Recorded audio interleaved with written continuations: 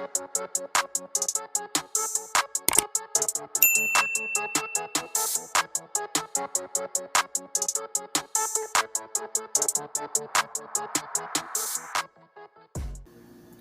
what is going on YouTube? Welcome back and welcome to Khris Wrestling Views here on YouTube.com. Be sure to like, comment, and subscribe to my YouTube channel and join today. So you guys, what I'm basically doing right now is I'm doing my WWE top 10 moment that were actually unscripted, you guys, by YouTube user WrestleMania. I know most of you guys probably already know him, but I just want to give my thoughts and reactions, to a couple of videos on his content because it's very interesting to me, and I kind of want to start doing some reactions towards the things that we've never noticed, but he noticed them throughout when he first started watching wrestling. But anyways, you guys, further than ado, let's go ahead and jump into this video right now. Don't forget to subscribe.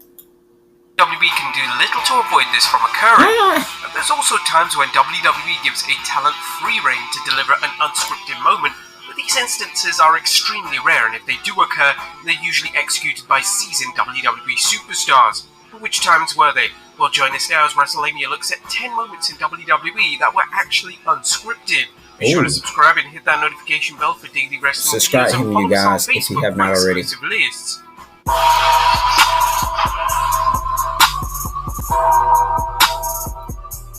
Number 10, Mark Henry's shoot promo following winning the world title.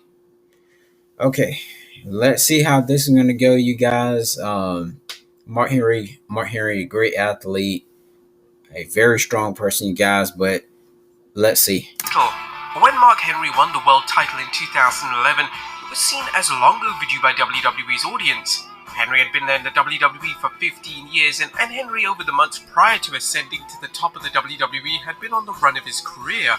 Following his world title victory at Night of Champions, Henry cut an impromptu promo to address the biggest win of his career. In this promo, Henry would go off on virtually everyone for not believing that he had what it takes to win the big one. He then amazingly went off at the fans, who began to cheer him, which was a great way to obtain some heel heat. Now, according to Henry, the content of the promo was unscripted. Did y'all see Mark Henry's back? Like, golly. Let me go back a little bit. See this man back? That guy is huge. Mark Henry, he definitely does have what it takes, them to be a world champion. And a lot of people didn't believe him. Of course, what the guy at WrestleMania said. But when you see him, look at his back. Just imagine you trying to jump on this man back, trying to put him in some type of submission hold. That man is huge. Amazingly went off at the fans, who began to cheer him, which was a great way to obtain some heel heat. Now, according to Henry, the content of the promo was unscripted. Number 9, Mickie James's gesture. The Mickie James vs Trish Stratus at WrestleMania 22 is often cited as one of the greatest women's matches in WrestleMania history. However, what many fans may not know is that there was an unscripted moment in the match that led to widespread anger backstage. In the match itself, Mickie would grab Trish's lower half and then proceed to put her Whoa.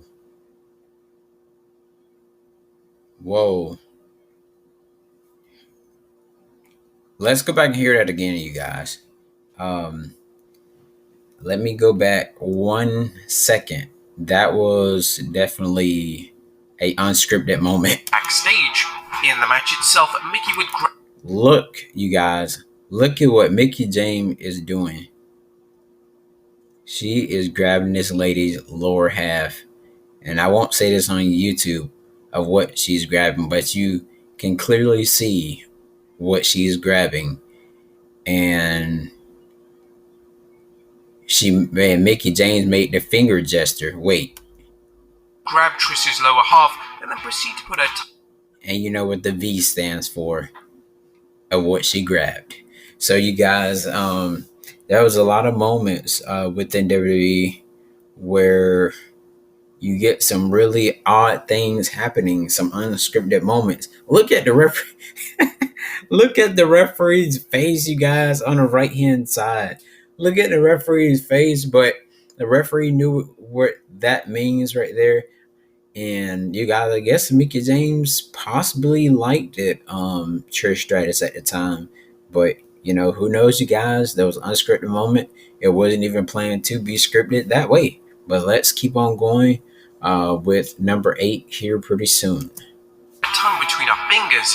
This moment was completely Look, you unscripted and guys. was never supposed to happen.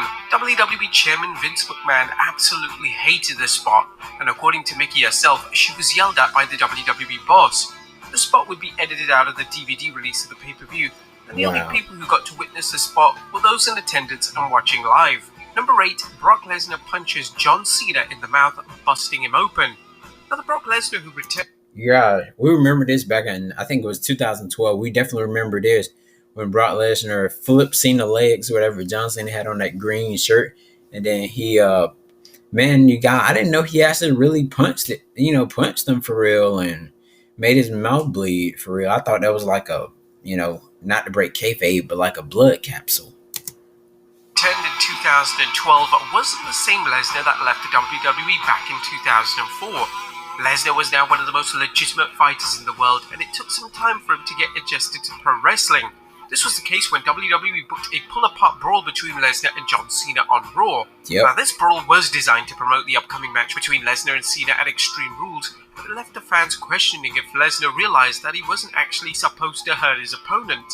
In the brawl, Lesnar punched Cena so hard that blood was pouring from his mouth. Number 7, the Snake Won't Let Go.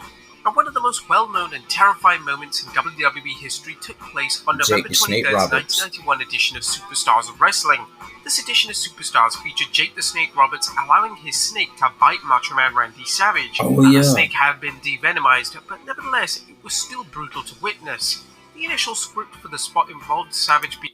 Now, you guys, if I was born back then when they were wrestling and I was, that old, and imagine a guy coming out with a snake in a bag or coming out with the dog in a kennel or a dog on a leash, man, you guys, I would not even trust that whatsoever.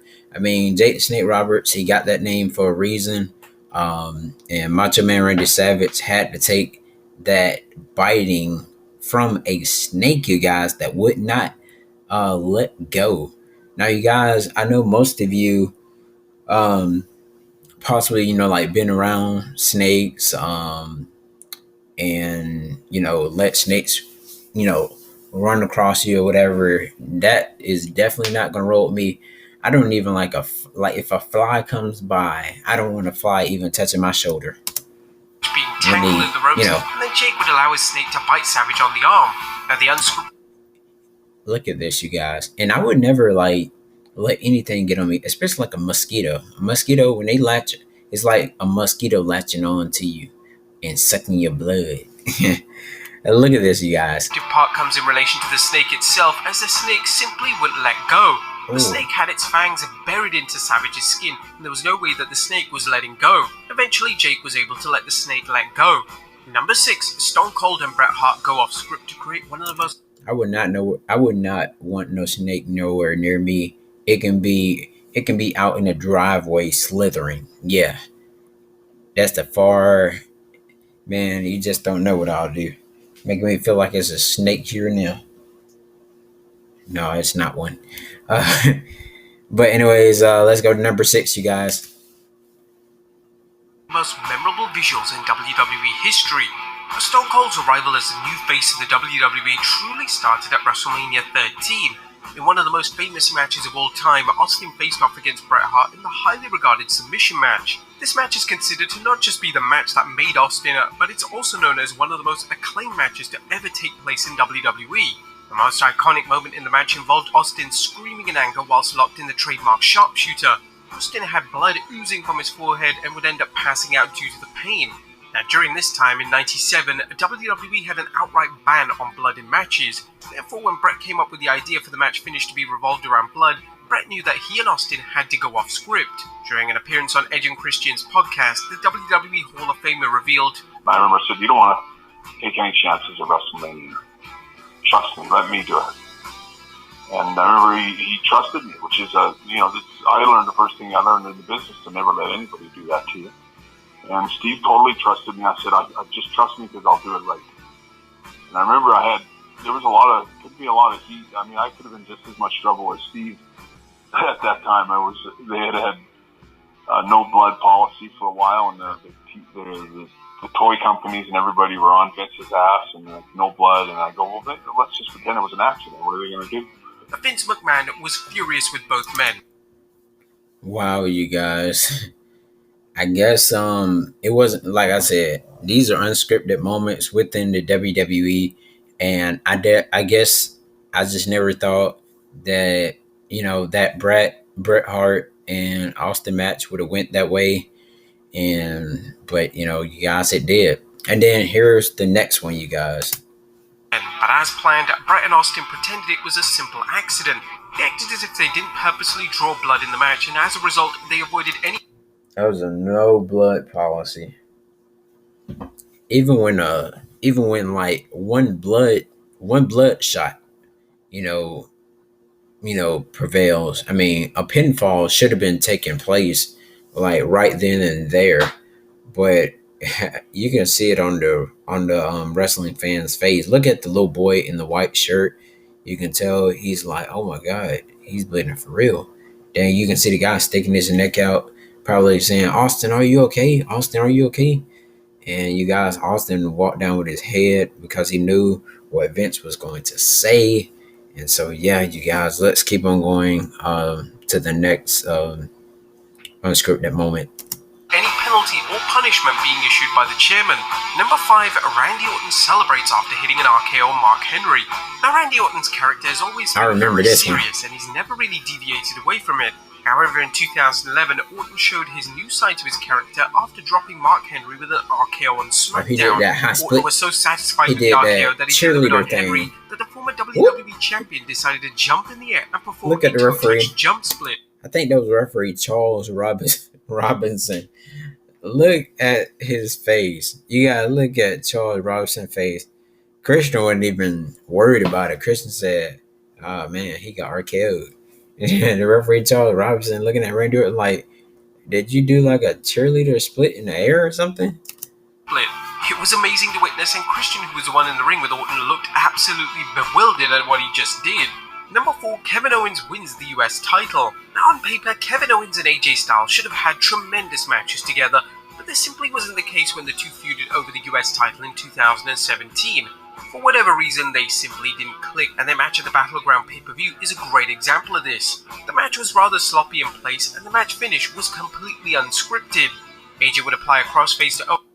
You guys, could you guys see Kevin Owens as a WWE champion?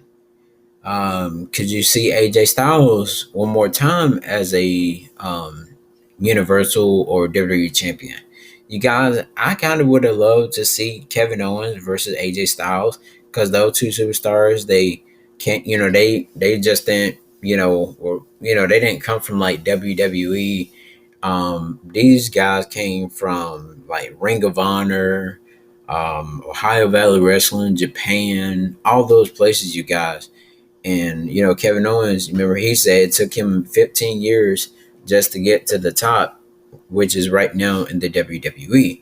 But then again, you guys, like I said, I would love to see a match between those two at least a couple more times, hopefully. But I don't know, due to Kevin Owens' contract, that look like he's going to be gone in probably, I think it's January 31st, 2022 is when the contract expires with WWE, if he doesn't resign. But we'll see what's going to happen, you guys. To Owens, and this is when Owens would roll through in a spot which was supposed to simply act as a basic transitional spot. AJ's shoulders were down on the mat, and this led to the referee calling the match as a shoot and counting 1, 2, 3. Owens would win the US title in a completely unplanned finish. It forced WWE to change their booking plans, and on the next edition of SmackDown, AJ would regain the US title when he defeated both Owens and the returning Chris Jericho in a triple threat match. Number 3, Dusty Rhodes goes off script on Stephanie McMahon. The late great Dusty Rhodes is one of the most renowned talkers in pro wrestling history. Dusty simply didn't need a script. He was prone to going off script if he felt like he could make the segment better. Stephanie was initially scripted to do her traditional promo routine of making the babyface look small.